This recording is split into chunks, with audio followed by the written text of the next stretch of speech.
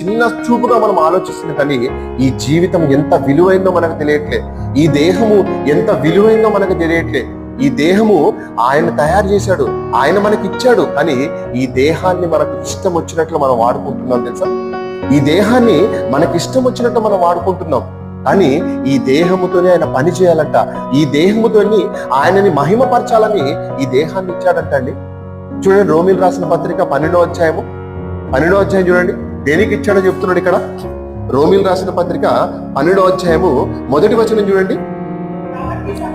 కాబట్టి సహోదరులారా, పరిశుద్ధమును చూడండి, దేవునికి అనుకూలమునైన సజీవ యాగముగా చూడండి మన శరీరములను ఆయనకు సమర్పించుకోవాలని దేవుడు మనసు అండి, దేవుని ఆలోచన అండి.